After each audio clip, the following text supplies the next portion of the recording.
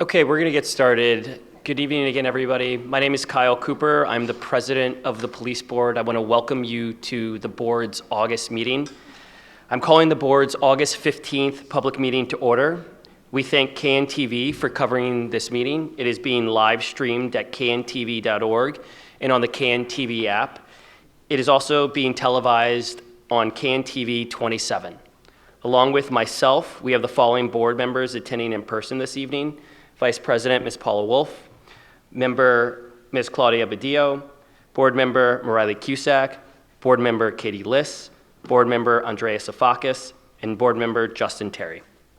Board Member, Stephen Block, is unable to attend this meeting in person and would like to attend remotely. Is there a motion to permit him to do so? I so move. Paula Wolf. Second, Mariley Cusack.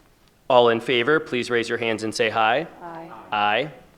Seeing no hands, the motion passes. In addition to members of the police board, we have the following city officials here with us this evening. The Chief of the Chicago Police Department's Bureau of Internal Affairs, Yolanda Talley, who is representing Superintendent of Police, Mr. Larry Snelling. The Superintendent Snelling would like to have been able to attend tonight, but as I'm sure you will understand, he is attending to DNC-related activities, and he's quite busy getting ready for next week's convention. The first Deputy Chief Administrator of the Civilian Office of Police Accountability, Mr. Ephraim Eady, who is representing COPA Chief Administrator Andrea Kirsten. We have the Deputy Inspector General for Public Safety, Ms. Tabara Richardson. We have the Deputy Chief of the Chicago Police Department's Bureau of Internal Affairs, Tracy Walker. We have the General Counsel to the Superintendent, Mr. Scott Spears. And as always, we have the Executive Director of the Police Board, Mr. Max Caproni. We will now proceed to the items on the meeting agenda. Is there a motion to approve the drafts of the minutes of the board's public and closed meeting held on July 18th? So moved. Paula Wolf. Second, Mariley Cusack. All in favor, please raise your hands and say aye. Aye. Aye.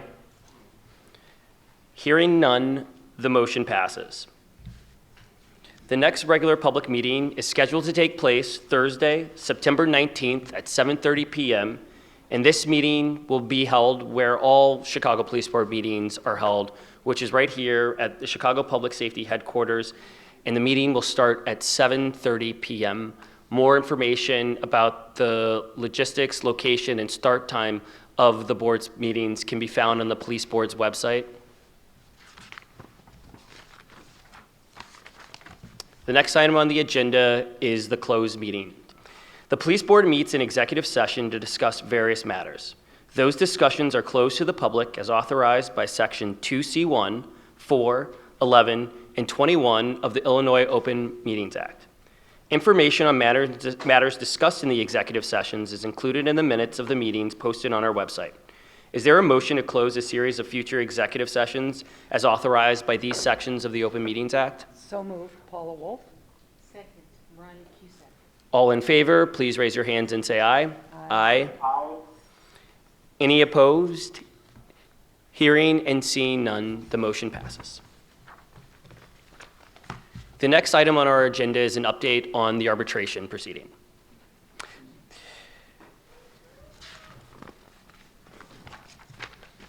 As I've noted in the past couple of meetings, the Fraternal Order of Police, which represents Chicago police officers below the rank of sergeant, has filed an appeal of two rulings that are part of the March 21st Cook County Circuit Court decision that allows officers to choose to have the most serious cases of police disciplinary conduct be heard before an arbitrator rather than the police board. The union is challenging the ruling that arbitration proceedings be open to the public and that accused officers may be suspended without pay while the arbitration case is pending. The FOP filed its opening brief with the Illinois Appellate Court in late July. The due date for the city's brief is later this month, specifically on August 30th. It appears that it may be some time before the Illinois Appellate Court decides this appeal, with a decision likely to be expected no sooner than in the next 9 months. There are no new developments in the 13 cases currently before the police board in which the accused officer has requested arbitration. The board has received no information from the parties as to whether the city and the FOP have agreed on an arbitration process that is open to the public. These 13 cases therefore remain on hold. There will be no arbitration hearings until the establishment of a public arbitration process, and there will be no police board hearings without the consent of the accused officer. No new disciplinary cases against FOP members have been filed with the police board since the March 21st Circuit Court decision. There is, however, been one new case against a Chicago police sergeant that has been filed with the board thus far in 2024. The police board's website, chicago.gov/policeboard, will continue to keep the public informed of any new developments in the ongoing litigation and of the status of disciplinary cases currently pending before the board. I encourage members of the public to check the news and the police discipline section of our website for the most current and up-to-date information on this pending litigation and any new cases that may be filed with the board. The next item on our agenda is police disciplinary cases. Pursuant to ordinance, the police board hears cases when the superintendent files charges recommending that an officer be discharged from the Chicago Police Department for violating CPD's rules of conduct. The board, as authorized by the Open Meetings Act, has discussed in closed meetings one matter relating to a police disciplinary case. We will now take final action on that matter. In case number 22 PB 3009-1, which the board decided in October 2023, police officer Armando Ugarte filed a motion requesting that the board change the date of his reinstatement to the Chicago Police Department. Is there a motion to deny Officer Ugarte's motion? So moved, Paula Wolf. Second, Ronnie Cusack. I will now call on the members of the board for their votes. Vice President, Ms. Paula Wolf. Aye. Board Member Badillo. Aye. Board Member Block. Aye. Board Member Cusack. Aye. Board Member Liss. Aye. Board Member Safakis. Aye. Board Member Terry. Aye. I also vote in favor of the motion. Voting in favor are Board Members Wolf, Badillo, Block, Cusack, Liss, Safakis, Terry, and myself. The motion passes by a vote of 8-0. A written order will be entered as of today's date, sent to the parties, and then promptly posted on the board's publicly available website. There is one announcement of a ruling in a disagreement case this evening, and Board Member Liss will read that announcement. I will pass you the mic.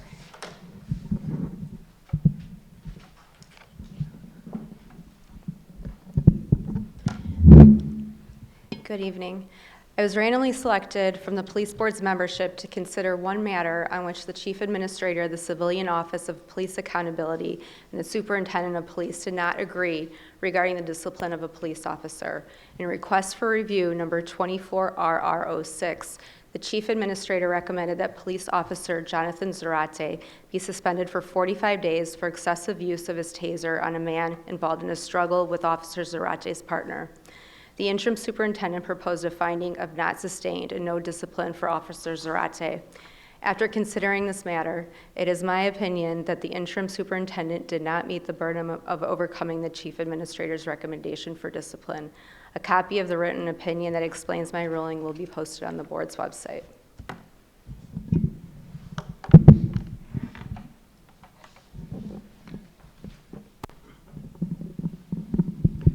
Thank you, Board Member Liss.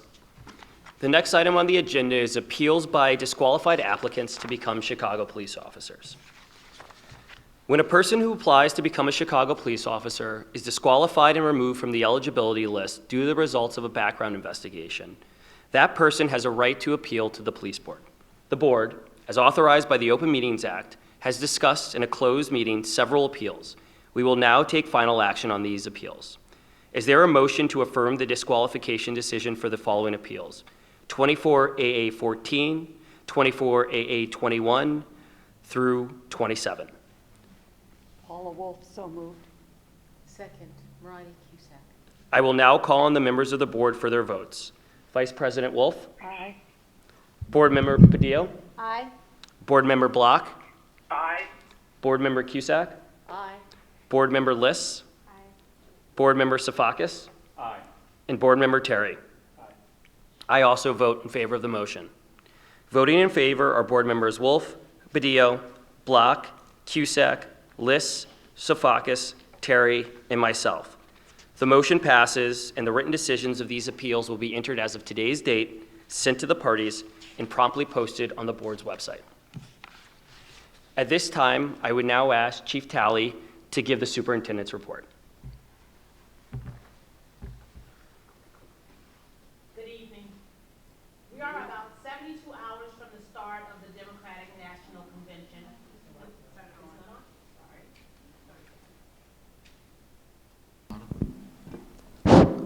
All right. Good evening.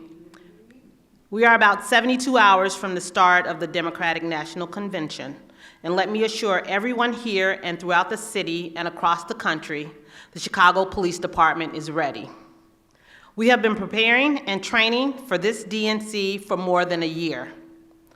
Our officers have received hours of training in de-escalation, crowd control, and other tactics and techniques to ensure public safety and a successful convention. We've conducted numerous tabletop exercises and gone over countless what-if scenarios.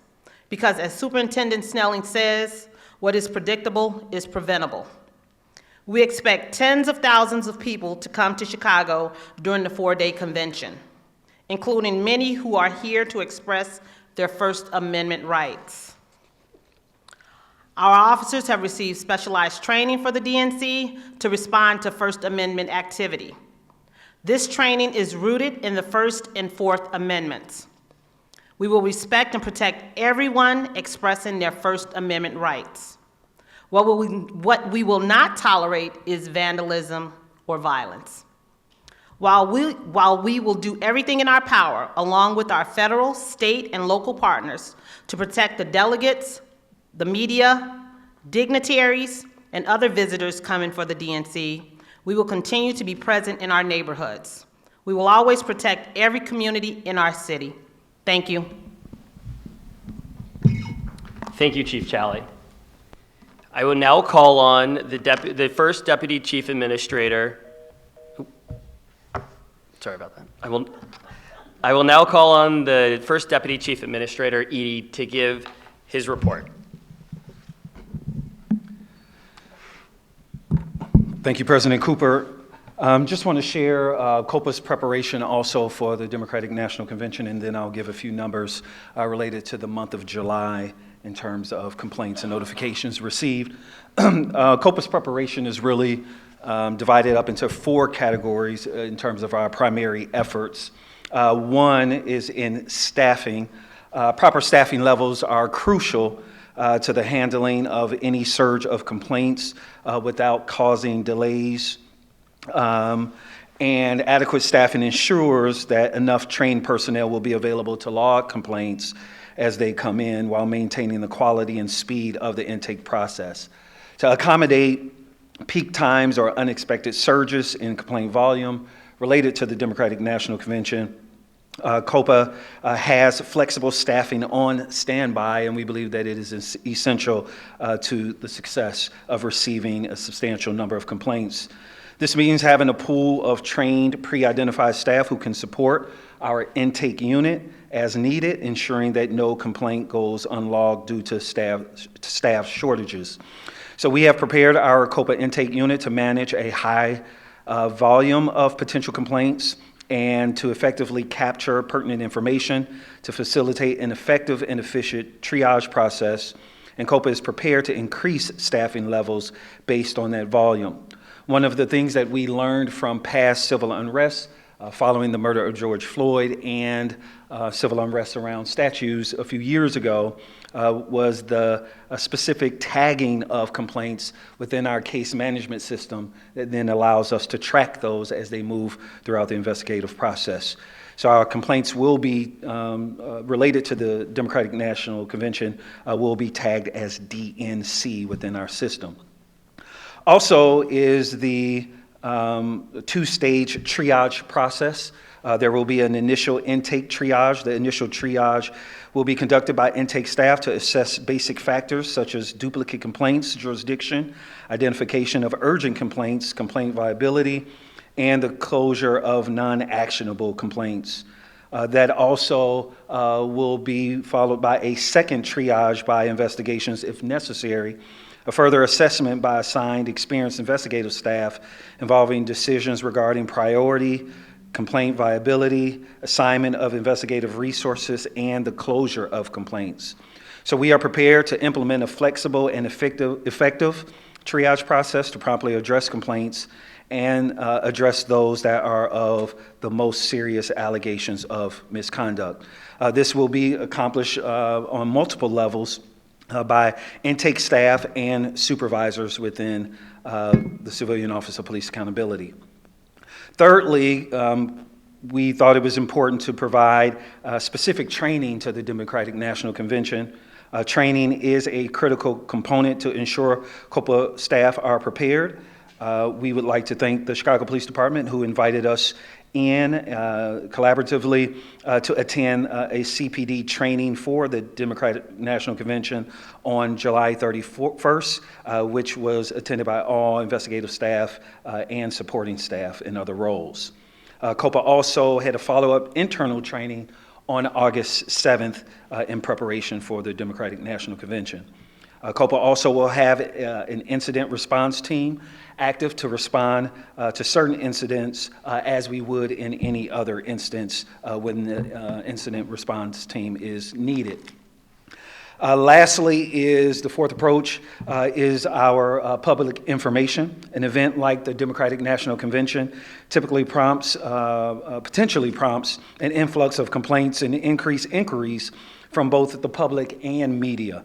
The public may seek information on how their individual complaints are being handled and why, while the media may inquire about the types of complaints COPA received and the steps being taken to address those.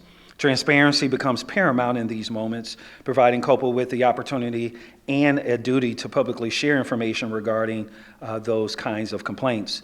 To ensure high levels of transparency, COPA is prepared to take the following actions. One, we will be on tomorrow being Friday, launching our webpage dedicated to sharing information regarding the Democratic National Convention and complaints received. We have created a dedicated webpage that will include a dashboard reflecting the number of complaints received. The complaints will be separated by categories as alleged by the complainant. Just to give a little bit of a bit of clarity, this will not reflect the allegations against the officer as COPA moves through its preliminary investigation. They will reflect what the member of the public has expressed their complaint is and those categories. The allegation categories will be given a week after the Democratic National Convention concludes. By that time, we believe we will have conducted all preliminary investigations in order to determine what allegations will be received, and that will also be on our website. There will be a FAQ listed to help the public understand our jurisdiction and the investigative process. There will also be a dedicated email address that will be posted on this page for members of the public who desire to email photos or videos of perceived misconduct. If a person did not necessarily want to go through the full complaint process, but simply are passing along a video or an image that they have captured, that they can do so. Again, that email address will be on our website. Updates will be sent to elected officials on a daily basis so that they can communicate with their constituents if needed. And then we will issue press releases or statements when necessary to inform the public at large. As with any investigation, if it rises to this level, COPA will work with the Cook County State's Attorney's Office, FBI, and Department of Justice if warranted.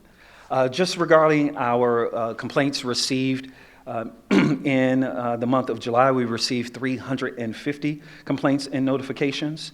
72 fell under COPA's jurisdiction.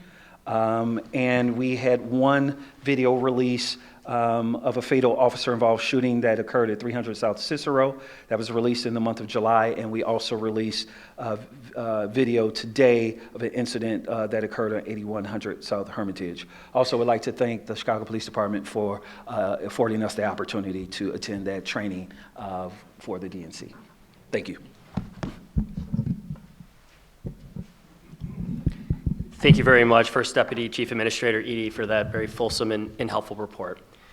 At this time, I would now like to call upon the members of the public who have signed up in advance to speak, and to make sure that everyone here has a chance to speak and to be heard, we would just ask that all members adhere to our normal policy of allowing a 2-minute time limit that we will try to enforce as best we can. With that being said, I'd like to call the first speaker who signed up, Ms. Patricia Fente, to the podium. Thank you. My name is Patricia Fuente. Fuente, apologies. Thank you for having me here. I am fighting noise ordinance. I moved from the suburbs to Chicago, Illinois. And when I moved, the Hispanic people had their music very loud. I come out of work at 11 o'clock. I want to get home, sleep, and they have their Hispanic music very loud. I fought with them. Thank God in my building, the matter was taken care of.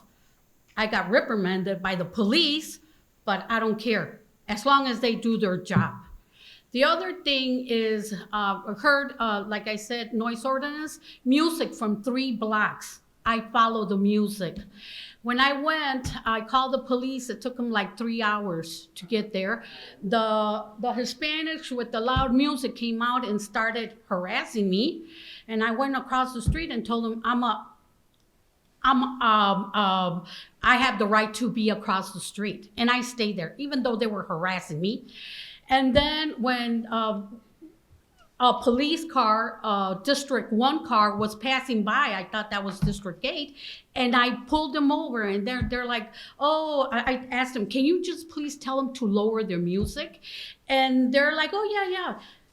But before this, when the party people started harassing me, they started telling me, I told them I'm going to call the police. They said, we tell the police what to do. Are you kidding me? But I stayed. The police, the District 1 went, and they told me, don't worry, go home, we'll take care of it. The only thing I want is for them to lower the music. But something made me follow them. So I followed the car, the squad car, and I followed them around the corner of the alley.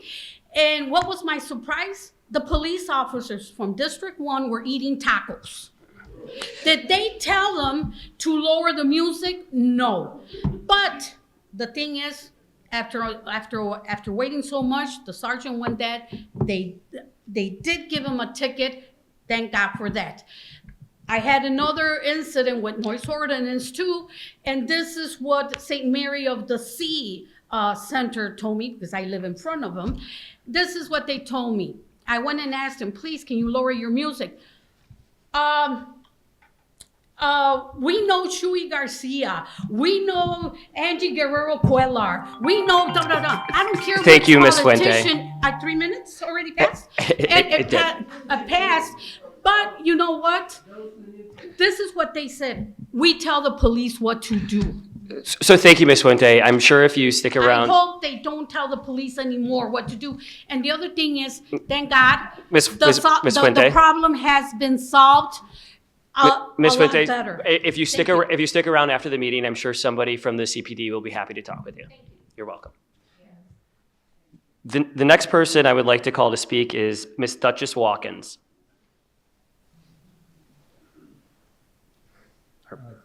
Thank you.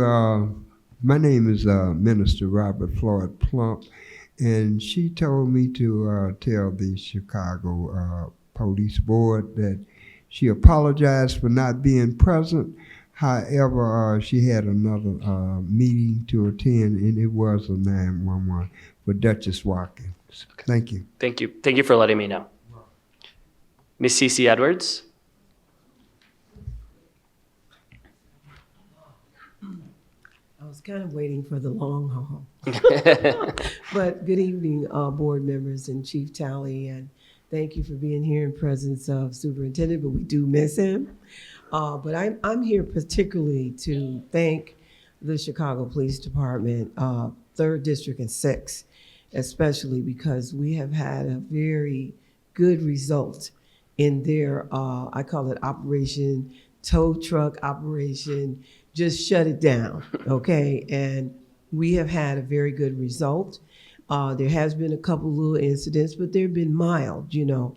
And when I took video, which I do have, at 11:30 at night, it was very calm. It wasn't as raucous as it has been in the past. And I feel like public safety is finally coming to 75th Street. I felt a little safer. I just want to make sure that we continue with the consistency. Chief Tally, if you could pass that on to the superintendent. And also, I'd like to also ask that you ask the 4th district on 111th, that they ask their detective division to be more responsive to complaints that are coming in and not, you know, put us on hold and never talk to us. And it takes weeks to get in touch. And finally, you got to talk to the chief or the commander, or you got to go to the sergeant. So that was a personal experience. And I said, wow, if I'm having that experience, I wonder what is happening to the rest of the public. So I just want to pass that along. But again, thank you very much. I'm hoping that we can come back again, the DNC upon us, that we will have that public safety piece that you mentioned, that we will be okay. Thank you. Thank you very much, Ms. Edwards. The next speaker I'd like to call is Ms. Marquetta Blake. Okay. Mr. Bobby Kennedy.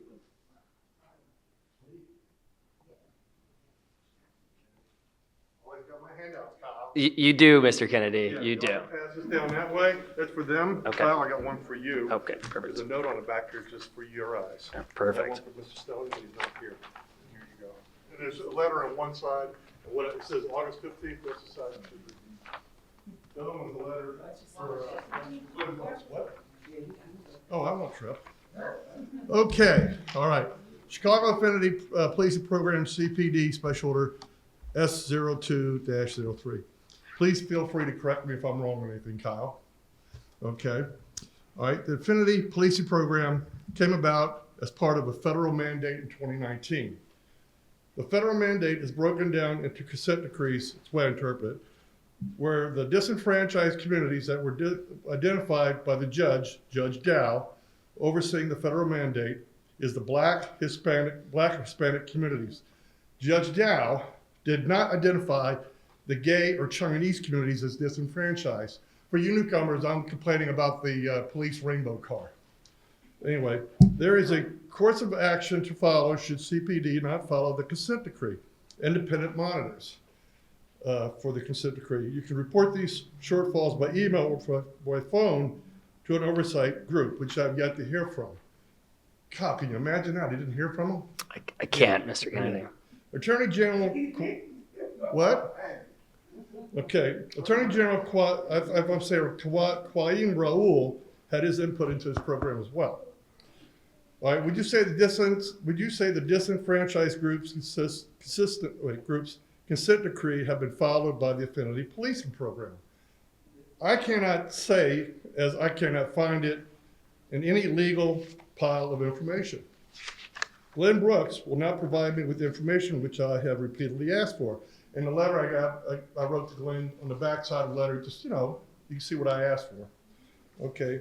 I would also like information on what qualifications a group must have to qualify as a disenfranchised group. And that's in that letter. I just see with my own eyes one group that is not identified as a disenfranchised group. Wow. It is getting all the recognition and no others are being recognized almost 5 years after the program was implemented. I'm talking about the rainbow police cars representing the gay community. They're the only ones that are supposedly disenfranchised. All right. How many years does this federal mandate have left till CPD is done with it, if anybody knows? And one more thing, as the police tell me, if you do it for one, you have to do it for all. Thank you, Mr. Kennedy. The next speaker I would like to call is Dr. Rita Pritchett.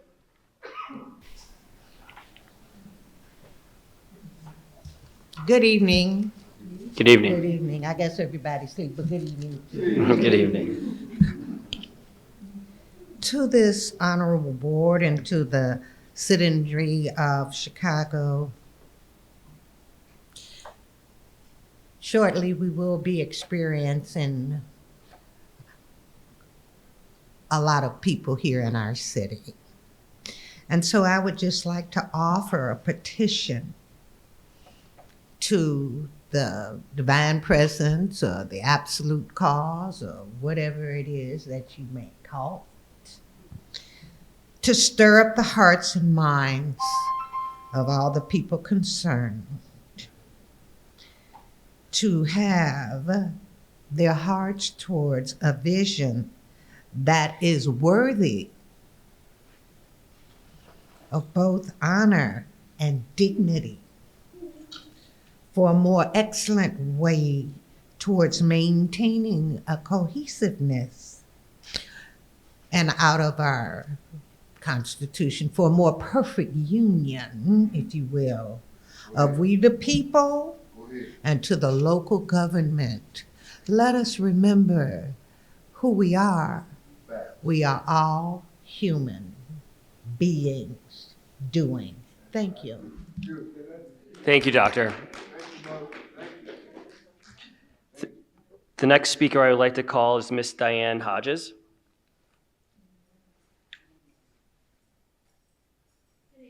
Good evening.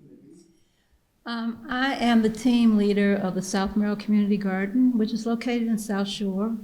I'm also the public safety strategist for the NNA, which is a Neighborhood Network Alliance. I'm here today on behalf of the children and the people in my neighborhood. My block was a 40-year drug portal. In the last 14 years, we've shut down several trap houses on that block. Recently, after 14 years, we shut down a 51-unit trap house, but we're still having a little difficulty in keeping the misbehaving people out of that building. I want to thank John Jones and Brandon Kimmel from the health department that came out 2 weeks ago, and we did a site tour. But I'm here to speak about drug-free zones because the O'Keefe School sits in the heart of two hotspots. They have 22 sex offenders that live around that school. There is a vape store on the corner of 71st in Merrill.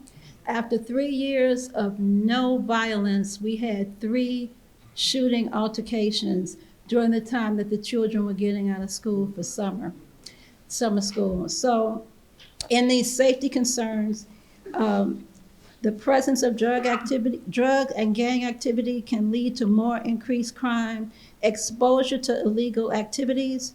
Witnessing or being involved in such activities can have long-term psychological effects.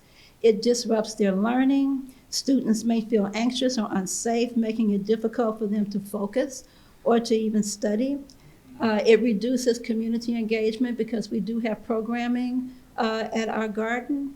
The negative influences on children, this can increase their risk of addiction and negative impact.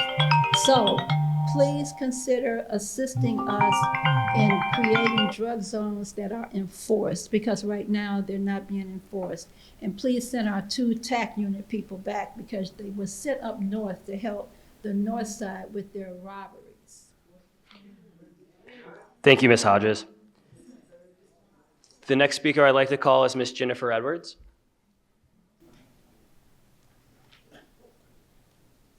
I didn't sign up. Someone signed me up, but I'll talk anyway. The floor is all yours. I want to thank all of you, everybody in the audience that's coming out. We ask for more community and police involvement. We need that more and more. Our neighbors, what Ms. Diane Hodges was talking about, that stuff is happening again. We got some wonderful commanders that we can call. They call us back, 3rd District, 6th District, 4th District. We still working on him, but he's good too. 7th District, we're working on Commander Courts. We're trying to pull all those areas together. So whatever can be done to get more people involved into policing and getting out here and walking the blocks with us would be very much appreciated. Thank you. Thank you, Ms. Edwards. The next speaker I would like to call is June Norfleet. Well, gracious evening to you all. Hello, neighbors. Hello, board. How you doing? So good to be back here with you. Thank you for being here. Man, Tally, we appreciate Deputy Chief Tally. Okay. Well, that just goes to show I knew her way back then. Okay. So we are glad to have all of you here. Just want to reiterate what our neighbor Diane Hodges said about the enforcement, and if not enforcement, creation of safe zones. But we do have those already in existence. We have ordinances that are already in existence. Again, we are asking for the enforcement of those ordinances to protect our youth, so we will not have another generation of loss that we are currently living through, which is why we are going through this traumatic situation right now. In particular, I am also asking for the Grand Crossing area, the institution or reinstitution of our beat officers. We need foot patrol. You've got to get out here, as I have encouraged the board previously. Take a ride. Roll down your window, see what's really going on out here, so that when you adjudicate on these situations, you can do it from lived experiences. Also, pretextual traffic stops, whatever your involvement is in that, we ask that you don't do just a blanket disapproval of that. There are times when we say that a lot of challenges or incidents in our neighborhood can be stopped because of the fact that our skilled and experienced officers recognize that there is something afoot. So we don't want a blanket disavowalment of those type of situation. And then the Office of Gun Violence Reduction, we also ask that you review that with an open mind. Thank you. Thank you, Ms. Norfleet. Jasmine Smith is the next individual who signed up to speak. Good evening, everyone. Good evening. Oh, there's just so much going on. So it's every time I come to these meetings, it just breaks my heart to hear what my fellow Black brothers and sisters have to say when it comes to our communities and the way it's being policed and what they feel. And the reason why I say that is because it's so selfish that they only care about their neighborhoods and not all Black neighborhoods.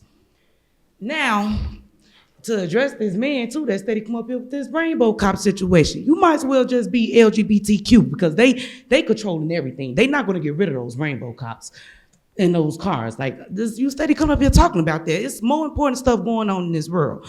Like the fact that everyone is getting prepared for the DNC, and I appreciate the trainings that y'all invited.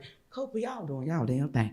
That y'all invited Copa to see what the police is being trained to do when it comes to the protesters, because I myself would be in them streets. But the thing is, the city is poking the bear and making it hard for us to have a peaceful protest as Democratic and citizens here across the world. So with that being said, the things that they are basically reneging on, that we've planned for years as well, months and all of that, to get together for people to come out with their kids, their families and stuff, so our protest can be a family-friendly protest, they're stabbing us in our back. So it's like the city is wanting, like they deliberately are trying to turn a peaceful protest into a riot. So I'm urging Superintendent Snelling, Mayor Brandon Johnson, y'all need to put your foot down when it comes to the city, because again, y'all know it's tens of thousands of people coming to express their demands of the injustices.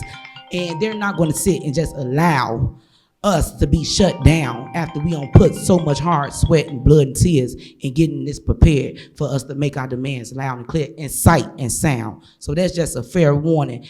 And for everybody in here, the police board is hiring if y'all want to get up here and make a decision. They ain't got enough power for me, so I don't want it.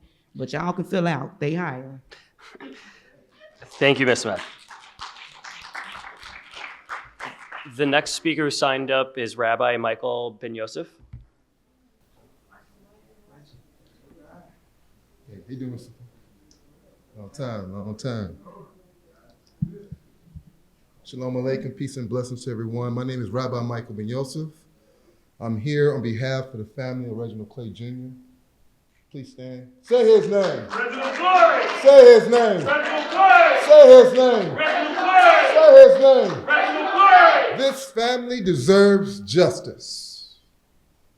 And this board is watching this family wait for a simple decision of holding Fernando Ruiz accountable for the murder of Reginald Clay. Is that correct? That's correct. We need this family to have that day of knowing the results. You may get results of knowing what you get on a test. You get it immediately. You get maybe you want to find out a date or something like that. But this family has to wait 2 years to hear about what is going to be the outcome of that loved one murdered by the Chicago police. This board talks about public safety. I beg to differ. I don't feel safe knowing that a police officer is shooting me 96 times. I don't feel safe when you are murdering me, shooting me, harassing me, and going into my home that I pay taxes on. I don't feel safe knowing that Fernando Ruiz is still on the force getting the same result of a pension, same result of benefits, same results of his family not having an answer of them being accountable. So I want to also echo the sentiment of my comrade that this board needs to interact in the Brandon Johnson's administration to not allowing to have pots, not having any bit of public accommodations for the protesters. That's like having an animal to hold some urine. How long? Aren't you human? That tells you this system does not see us as human beings. We emphatically denounce this decision of the Brandon Johnson community to say these organizers are not having access to proper accommodations. How pathetic is that? Shame. How pathetic it is of not having a toilet. That's the Chicago police I know. The Chicago police I know will take the rights and not look at people like me, like my brother, my sister, as human beings. Shame on y'all, man. Pathetic. Thank you, Rabbi. I know if the Clay family would stay after, there will be somebody from the CPD and COPA who I know will be willing and able to speak with you about the status of the case. I'm sorry. Oh, and Board Member Wolf wants to say something right now. I appreciate the comments. I think we need to explain that these cases are just not coming to the police board anymore. And as much as we appreciate the opportunity to be able to decide cases like this, the legal system, the courts, the Fraternal Order of Police have stopped, the police board does not get these cases anymore. I just want to make that clear. Shame. You do so right. I gotta go to the bathroom, so I can't go to the bathroom. You got little children out there. Come on, think about it. You got a pregnant woman that's gonna be there in solidarity. Thank you, Rabbi. The next speaker we like to call is Tara Henderson.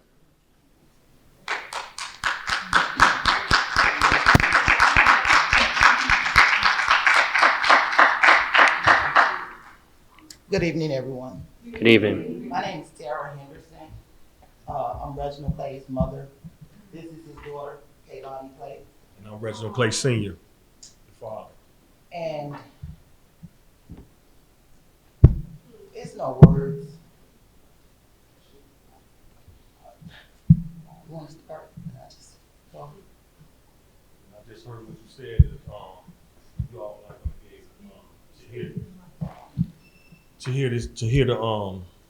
the cases anymore. That's a shame, you know, cause that's a shame, you know, cause we've been waiting a long time, you know what I'm saying, to get some type of justice for my son. You know, you guys don't understand what's going on right now, man. You know what I'm saying? We suffering right now. You know what I'm saying? We see this on TV every day, man. I didn't think I was gonna be in these shoes. I'm not saying I'm special, but what I'm saying is I didn't think I was gonna be in these shoes to see my son get done the way he done, man, on that camera. If y'all got kids, y'all will understand what we, you know what I'm saying, how we feel. You know, I watched my son take his last breath, man. You understand what I'm saying? And I feel less of a man that I wasn't there with him to comfort him, man, his last time. You understand what I'm saying? You know, I'm getting therapy right now, man. You know what I mean? I'm out of my comfort zone. This is one part of my plan in life, you know what I'm saying, for my family. You understand what I'm saying? I got his daughter right here to take care of, his mom right here, my family, brothers and sisters, my wife. You know, I got an autistic daughter right there with the green headphones on. She asks me every day, is he coming back? How can I explain that to her? You know what I'm saying? Because the way autistic people think, as you guys may know, they don't think the same way we think. They don't understand the same way we understand. You understand what I'm saying? I watched, and by all means, I'm glad it happened. I watched Sonia Massey get murdered. I watched the officer get arrested immediately. Why we got to wait? Why we got to wait? You guys have a federal consent decree for pursuit policy that's been not upheld by the officers when he chased my son down and murdered my son like a dog. He was trying to get away from you. Why would you chase him down and why would you murder him like that? If somebody's trying to get away from me, I'm going to leave them alone, especially when there's a consent decree in play for pursuit policy that they can't chase civilians due to the safety of civilians and officers because they end in murder. They end in murder. You guys got to have a heart and understand where we coming from. We up here pleading with y'all, and I hate that we got to plead with you because we just watched the officer get arrested on the spot. Why do we got to go through these things? This is heartbreaking, man. Y'all don't even understand because you're not in our shoes. I heard of, which one is Chief Tally? Which one is, I've been hearing your name. I just didn't see the face too. And I just wanted to, you know what I'm saying, meet you. You know what I'm saying? I just wanted to, you know, but this is really, really heartbreaking, you know, that all these families have to go through the things that we have to go through and have to plead in order to get justice. And it's just so unfair. And you guys expect us to go on in life like it's normal. This ain't normal. Our life has changed forever. I drive a semi. I got my own truck company. I drive a semi. I be in my truck sometimes. I got to pull up because I'm crying. I may hear a song. I may see a kid with my son's same mannerism, and it breaks me down. I go in a store. I may see something that he may like it. It breaks me down. You think I want to go through life? I got to go through this for the rest of my life, man. I got to go through this for the rest of my life. Seeing my son pictures, trying to visualize his smile. My son was a brilliant kid, man. He didn't deserve to die. He was 24 years old. Never been arrested. Never been convicted on anything. Never been in a gang. Had a void card, everything. They couldn't even put smut on his name. You know how they do when they kill somebody, put smut on their name to make them seem like a bad individual, to justify what they done. They couldn't even do that with my son because my son wasn't about that. It was just in the wrong place at the wrong time. Going to a funeral, meet up with friends on the block so everybody can go together. And my son didn't make it to the funeral. We had to have a funeral for him. How does that make any sense? I take my son. We went on Easter break. We went to Wisconsin Dells. I dropped my son off Monday. My son was dead on Saturday. My last words he told me when he was leaving me, I love you, Dad. I said, I love you, man. You know, this is crazy, man. You understand what I'm saying? Y'all don't understand what we going through. This just got me going crazy, you know, and I ain't got nothing else to say.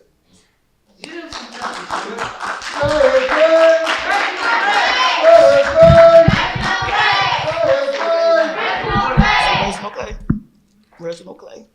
And I want to add that he said basically everything, but I just want to add, like, she started school and they asked, like, the parents and other kids got up and they said about their father, and she told them her dad was dead.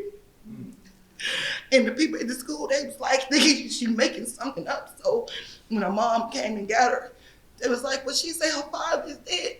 And they was like, no, he ain't dead. And she was like, yeah, her dad got killed. And that's horrible that she has to get up and say something like that at school while the other little kids got their dad. And she said, the police killed my dad. He was just chilling and the police killed him. And every time she see people, because we've been doing this, she asked me, she said, what are they doing, Granny, protesting? She shouldn't have to be like that. She shouldn't, she's for her dad was his murder. You can Google it. She gonna be able to Google and see her dad die like that. Somebody needs to pay for that. He was wrong. He killed my baby. He did. My baby wasn't doing nothing. He said he was leaning in a car. He was standing. If you saw the video, he was standing. That's his Fourth Amendment right to stand there and not be bothered. They didn't activate their body cams. It was 2 officers. If that officer fell for his life, why the other officer didn't shoot? They shot my son in his groin. Like, come on, that makes no sense. That's his private area. They shot him in his right armpit. That makes no sense. That makes no sense. And like he said, he died by himself in a dirty alley, and it kills me to know that my baby was back there in that pain, on that ground by himself. And then you ask why? Nothing. For nothing. Was he robbing somebody? Was he killing somebody? What was he doing? He was trying to put the gun down. He did have one. He was putting it down. It was anchored to 6 o'clock position. It was down. He transferred and he still was getting shot. He still laid it down and put his hands up, his bloody hands, and died. They didn't let us see them outside. Now, this is so inhumane what we have been through, and it has to stop. You have people walking around like us every day with this pain in our heart. You got ticking time bombs walking around because you can't live with this.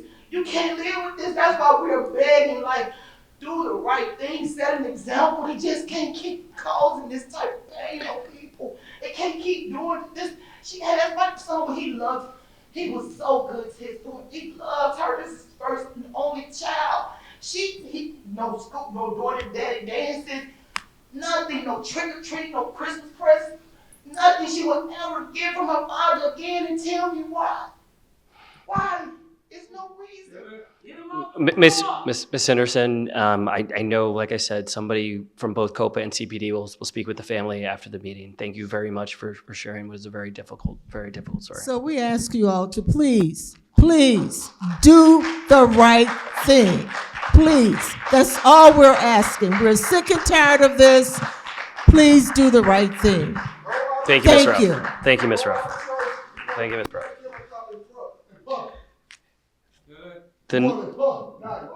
The next speaker who signed up to speak is Mr. Robert Plump. Thank you, Chicago Board. My name is Minister Robert Floyd Plump. I am that I am, and way on Yah Shalom and Ahura, we don't die, we multiply. Black is beautiful and Black power. I also represent Black Love Matters in my heart. And as a minister, none but the pure in heart and the righteous is going to see God. Chicago, America, and the world must stop the violence, robbing, stealing, and the killing, the looting, and the children, killing children. You know that ain't right. We know it ain't right either. Chicago police killing children. Our own people killing children. So I am here to speak in behalf of our sister Felicia Jean Gardner. Something else ain't right too. Police demonstrating with confusion. Got the sister on watch. Got the sister phone tapped. You know, just doing wrong. See, wrong is wrong, and we ain't going along with that. I mean Chicago, America, and the world. We do represent Black Wall Street in Chicago. We do represent Hollywood in Chicago. And we also dedicating our location to Dr. Webb Evans. This is Dr. Webb Evans month. Buy black, invest into black, give back, and most of all, love black. We love God, we love you, and we do want you to help us too, because it's too big for Chicago police. Nothing is too hard for God. Amen. Amen. Thank you. Thank you, Pastor. I'd like to call up Pastor Doyler as the next speaker.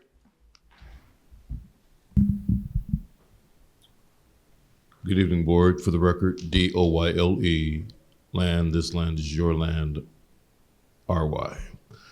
So first, for our ministry, we've used McDonald's as a partner for over 30 years. Longer explanation later. Today's sometimes, and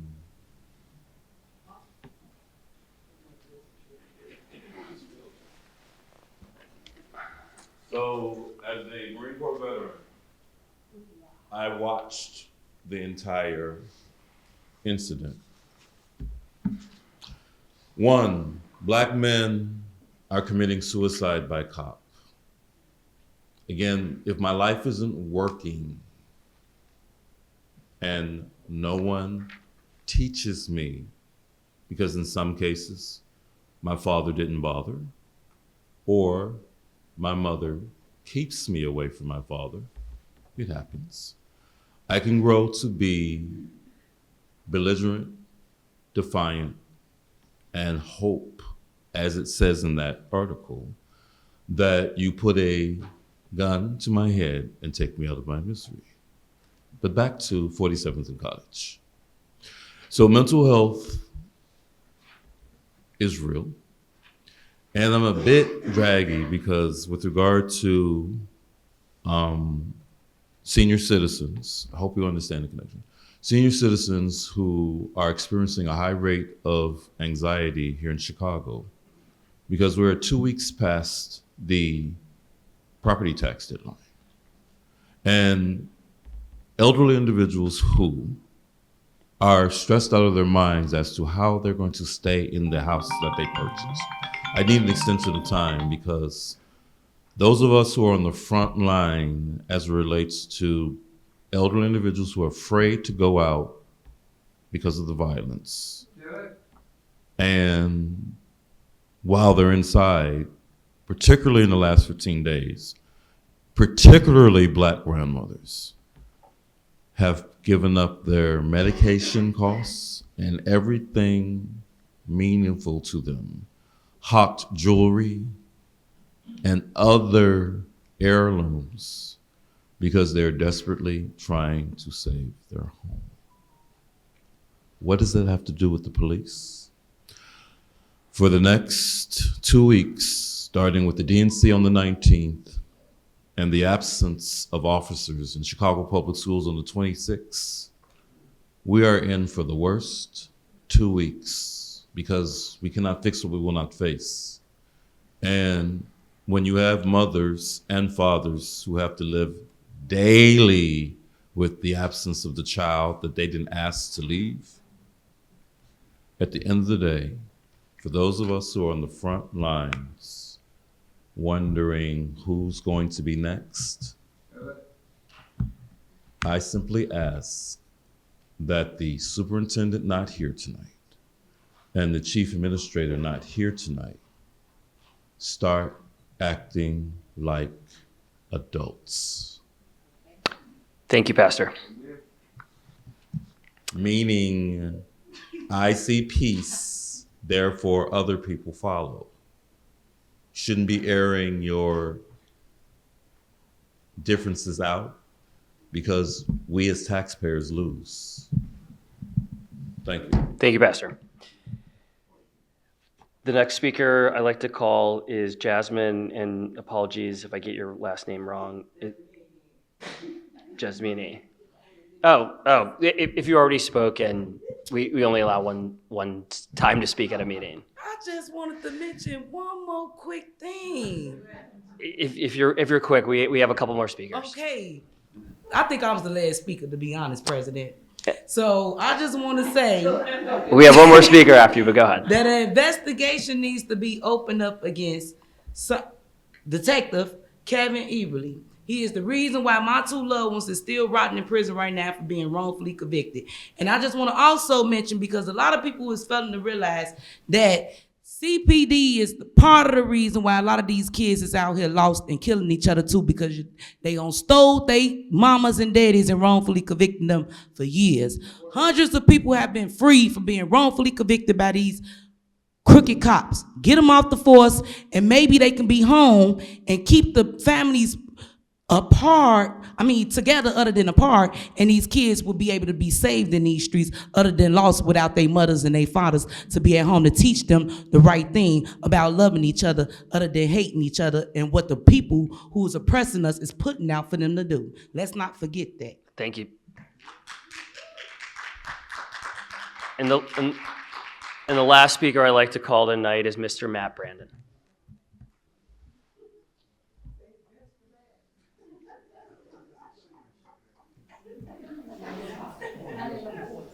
Good evening, board. Good evening. Chief Talley, deputy, and community. My heart to you and to your husband and your family. What I want to talk about is the DNC and what's about to happen here in the city of Chicago. And I particularly want to focus on the families who have just cause to be upset about encounters with the Chicago Police Department. Those things that are under investigation have to be investigated, and whatever that result is, it will be. But what I ask you is not to allow the hundreds of anarchists that are going to come into this town to hijack your cause for themselves. They will stand behind you, they will throw their bricks, and they will disappear in the crowd and leave you standing there. Watch out who's standing next to you. There are professional anarchists coming here, and they're going to hijack your cause. Okay, so please, your cause is just. Theirs isn't. They're only here to cause violence. And I pray to God that those families who are here for their loved ones, don't let these animals who are coming here hijack your cause. Okay? Thank you. Thank you, Mr. Brandon. At this time, as all the members of the public have spoken, and I just want to thank everybody who has spoken tonight, and especially the Clay family for sharing your story. It was very heart-wrenching, have spoken. So is there a motion to adjourn the meeting? So moved. Second, Ronnie Cusack. All in favor, please raise your hands and say aye. Aye. The motion passes and the meeting is adjourned.